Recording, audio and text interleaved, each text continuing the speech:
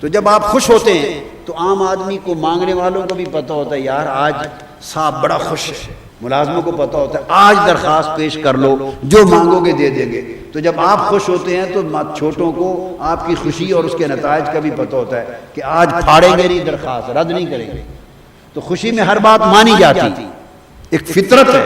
یہ فطرت کس نے رکھی ہے؟ اللہ نے رکھی۔ اسی طرح کچھ مہینے اور کچھ ایام ایسے بھی آتے ہیں جن میں اللہ رب العزت کی رحمت جوش پر ہوتی ہے، اللہ کی رحمت جوش پہ ہوتی ہے، جھوم جھوم کے آتی ہے اللہ کی رحمت، اس کی بخشش، اس کی مغفرت، اس کی عطائیں، اس کا لطف و کرم، اس کی رحمتیں، اس کی برکتیں جوش پر ہوتی ہے، جس طرح سمندر میں تلاطم آ جاتا ہے۔ کچھ ایسے وقت بھی آتے ہیں، ان میں ماہ رمضان المبارک بھی ہے، اور رمضان کی 30 راتوں اور 30 دنوں میں پھر شب قدر بھی، لیلۃ القدر، اس میں اللہ کی رحمت اور عطا اتنے جوش پر ہوتی ہے کہ اس کے جوش رحمت نے ایک رات کو 1000 مہینوں سے افضل بنا دیا۔ اس کی ایک ریزن ہے، صرف فرمایا کہ اس کو ایک نسبت ملی، اس رات میں میرا قرآن آیا، اس رات میں میرا، بولیے نا، قرآن آیا۔ بس چونکہ اس رات کو قرآن کی زمین پر آنے کی نسبت ملی، تو اس نسبت سے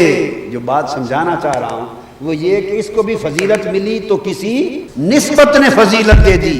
تو پتہ چلا کہ اگر کسی لمحے کو اور کسی دن کو، کسی رات اور کسی وقت کو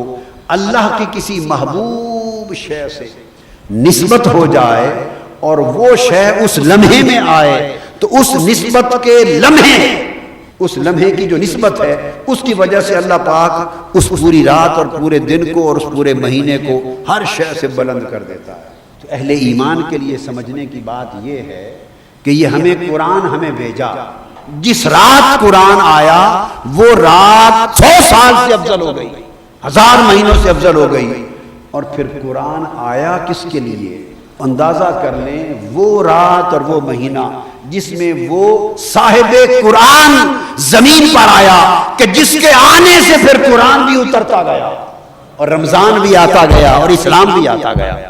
تو جس رات اور جس مہینے میں وہ ہستی آئی جس کی خاطر رب کائنات نے ساری کائنات کو بنایا ہے، 1,24,000 انبیاء کو بھیجا ہے، بزم خلق سجائی ہے، جس کی خاطر ڈوبے سورج کو پلٹا دیا ہے، جس کی خاطر نظام شمس و قمر بدل دیے ہیں، اور جس کی خاطر دوزخ و جنت کا نظام بنایا ہے، جس کی خاطر شفاعت بنائی ہے، جس کی خاطر تخت پر ایک کرسی دائیں جانب رکھی جائے گی اور مقام محمود پر جس کو بٹھایا جائے گا، اور جس کی خاطر سب حساب و کتاب کے بعد وہ ہستی جس کے لیے کہے گی اس کو بغیر حساب کے معاف کر دیا جائے گا۔ حضور علیہ السلام کے ساتھ اس کی محبتوں کا یہ عالم، اس کی چاہتوں کا یہ عالم، اس کے اکرام کا یہ عالم۔ تو جس رات اور مہینے میں وہ ذات پاک آئی، اندازہ کر سکتے ہیں اس مہینے کی فضا، آب و ہوا، اس میں اس کی رحمتیں، اس کی برکتیں، اس کی نعمتیں، اس کی خوشیاں، اس کی عطائیں، اس کی رضائیں کس حال میں ہوں، تو اس مہینے کے لطف و کرم کا کیف ہی کچھ اور ہوگا۔ لہٰذا میں تو کہتا ہوں کہ ماہ رمضان کو فضیلت ملی قرآن کے صدقے، اور قرآن کی اور رمضان کی نعمت ملی صاحب قرآن کے صدقے، حبیب رحمان کے صدقے۔ سو لاکھ رمضان ہوں تو مصطفیٰ کی ایک آمد کے لمحے پہ قربان ہو، کروڑوں رمضان آقا علیہ السلام کے لمحے ولادت پہ قربان ہو۔